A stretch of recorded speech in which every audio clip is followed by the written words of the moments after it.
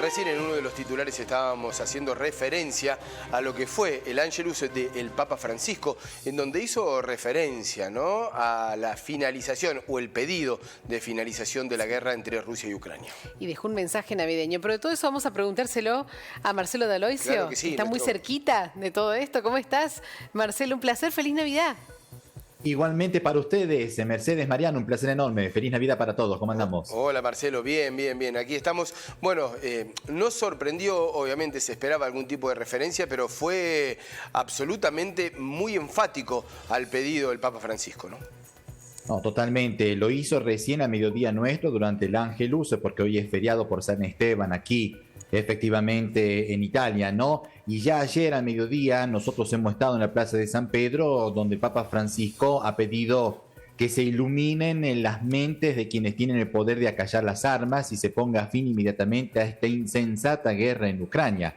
Lo hizo asomándose, como estamos viendo en las imágenes, en la logia central de la Basílica de San Pedro. El pontífice aparece 2 veces por año, digamos, en ese lugar, para Navidad y para Pascua, ¿no? Y por supuesto cuando es elegido sucesor del apóstol Pedro. Y desde allí, bueno, él ha recordado los rostros de los hermanos, de las hermanas ucranianas que han pasado en la oscuridad, en la intemperie esta Navidad, ¿no es cierto?, y lejos de sus hogares, y ha hecho un llamamiento para que todo el mundo trabaje a favor de la paz. Obviamente el Papa aprovecha esta ocasión que tiene una enorme repercusión mediática para tocar los conflictos actuales que hay en el mundo entero. Mercedes, Mariano, ¿no es cierto? Porque muchas veces los grandes medios de comunicación se olvidan que hay otros conflictos en el mundo. Y por eso él recordó lo que está pasando en Tierra Santa. Hace décadas que hay conflicto entre israelíes y palestinos, los cuales le ha renovado el pedido de dialogar entre ambas partes, ¿no es cierto?, en estos momentos allí en Tierra Santa. Después no se olvidó del Líbano, no se olvidó, por ejemplo, de Irán, donde hay una persecución hacia las mujeres de manera impresionante, y también recordó a Haití, entre otros países, ¿no? ¿Quién habla de Haití hoy en día? Nadie, absolutamente nadie. Sabemos todo lo que están pasando los hermanos haitianos ahí, ¿no es cierto?, en esa zona del Caribe centroamericano. Así que bueno, puedo asegurarle como corresponsal exclusivo de Telediario aquí en Europa que no hay medio de comunicación en el viejo continente que no esté hablando de estas palabras muy importantes que el Papa ha pronunciado. Ahora, que le hagan caso al Papa, claro, es otro asunto, pero que una persona con una importante credibilidad a nivel internacional ponga en relieve obviamente los problemas que hay en el mundo, bueno, hay que destacarlo, ¿no es cierto? Y me parece muy bien que lo haga, cuando otros medios, por otras razones, sobre todo de intereses particulares, no lo hacen, ¿no? Marcelo, te hago una consulta que no tiene que ver tanto con el discurso o con lo dicho por el Papa, sino cómo se lo ha visto físicamente después de todo lo que se habla de la salud del Papa. Con muchísimo dolor en las rodillas, realmente con muchísimo dolor. Nosotros también hemos estado siguiendo la misa de vigilia de Navidad en la Basílica de San Pedro el sábado a la tarde, ¿no es cierto? Él no se acercó al altar, estuvo presidiendo desde un costadito de la basílica, lo hizo en su lugar el cardenal Giovanni Battista Re, y cada vez que tenía que estar parado, digamos, le costaba muchísimo y se notaba el dolor, ¿no? Hasta inclusive como para pronunciar las palabras, hablando en italiano, les costó. En el mensaje Urbi et Orbi de ayer domingo desde la logia central se lo notó un poquito más fuerte, pero también le costó bastante estar parado, se nota en el rostro. Después, claro, antes de la bendición hacia Roma y hacia el mundo, tuvo que sentarse un ratito en la silla, ¿no es cierto?, que le pusieron ahí en la logia.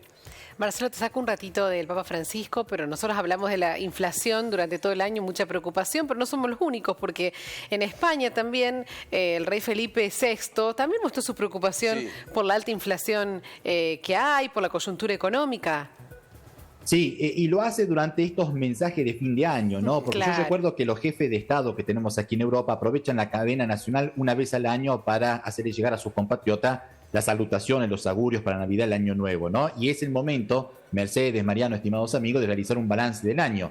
Y claro, el rey Felipe VI no pudo olvidarse de la guerra en Ucrania, porque él recordaba en su discurso, y acá lo destacan todos los medios de Europa, ¿quién hubiera dicho que al finalizar el 2022 tuviéramos una guerra aquí a la vuelta de la esquina, ¿no es cierto?, después de tantas décadas, ¿no? Y no se olvidó, por supuesto, de las repercusiones económicas negativas que están padeciendo sus compatriotas. Él recordaba que hay familias que realmente representa una preocupación grave realizar un gesto normal que se hacía siempre, ¿no? Cargar de nafta el propio vehículo, encender la calefacción en pleno invierno, ¿no es cierto?, pagar la factura de la luz. Y entonces él pidió, digamos, la intervención del Estado, pero lanzó digamos, un mensaje de esperanza, diciendo que España ha pasado siempre por grave momento y se pudo poner de pie. Y bueno, y esperemos que esta vez vuelva a ponerse de pie España y el resto de Europa, que no la están pasando muy bien a nivel económico por culpa de esta guerra que arrancó el 24 de febrero. Repito, ¿quién hubiera dicho al comienzo de este año, cuando estábamos dejando atrás la pandemia, como recordó Felipe VI, que tuviéramos una guerra aquí a la vuelta de la esquina, ¿no? Sí, ¿no? Y además la duración, ¿no? Prácticamente un año. Vamos camino a un año de esta situación bélica que, como decías, Marcelo, cómo influye, ¿no? En la energía, en economía, en todo el mundo, pero allí en Europa con un calado muy fuerte. Totalmente. Aparte hay países que dependían mucho del gas ruso, porque, digamos, Vladimir Putin usó este recurso tan importante para Europa occidental, digamos, como para responder a las sanciones de la Unión Europea en su contra, ¿no? Hay países que dependen del gas de Rusia, justamente como es Alemania, la cuna de la industria europea, y muchos se preguntan qué hacer cuando aumente el ciclo productivo, aumentar el costo del producto final para que después paguen las consecuencias los consumidores con un aumento de la inflación, o despedir gente, despedir obreros en la fábrica. Toda una inquietud. Esperemos que se llegue a un acuerdo de paz para que se acabe con tantas muertes de inocentes en Ucrania y estas consecuencias adversas. Ojalá. Pero no vemos en el horizonte muchas ganas de dialogar aquí, en los ambientes diplomáticos que también nosotros frecuentamos, Mercedes y Mariano, porque mientras Zienlicki visitó a Biden en Washington en su primer viaje internacional, lo único que recibió fue promesa de más armas, y con más armas y más recursos para Ucrania, esto no se termina mal, ¿no es cierto? Bueno, y en estos mensajes de Navidad, de fin de año, también quien aprovechó para dar un mensaje, un homenaje a su madre fallecida, la reina Isabel, fue el rey de Inglaterra, Carlos III. Contanos de eso. Totalmente. El primer discurso, Mercedes, Mariano, el primer discurso de fin de año del nuevo monarca inglés, él ha destacado la fe cristiana de su madre, ¿no es cierto?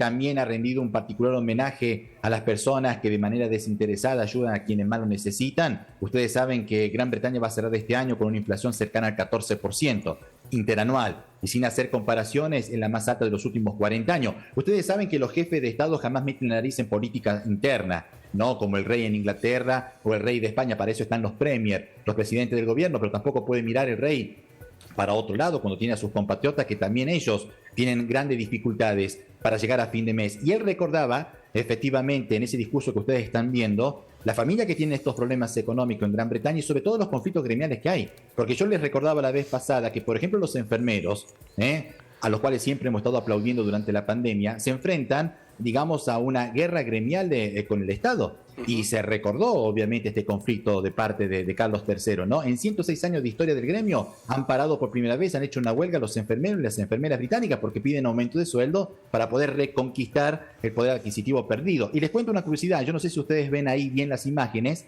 detrás del rey hay un arbolito de Navidad. Sí. Un arbolito de Navidad realizado de manera natural, con vidrio, ¿no es cierto?, reciclado, con piñas, porque ustedes saben muy bien que durante toda la vida el ex príncipe de Gales, hoy rey de Inglaterra, siempre ha defendido los recursos medioambientales y ha luchado contra el cambiamiento climático, ¿no es cierto? Una curiosidad que quería compartir con todos ustedes y que también acá se pone de relieve en Europa, estimados amigos. Marcelo, como siempre, es un placer tenerte por aquí, por la mañana de Telediario Federal. Un fuerte abrazo a la distancia. Gracias de corazón, gracias por este espacio, otro para ustedes, gracias. Hasta luego.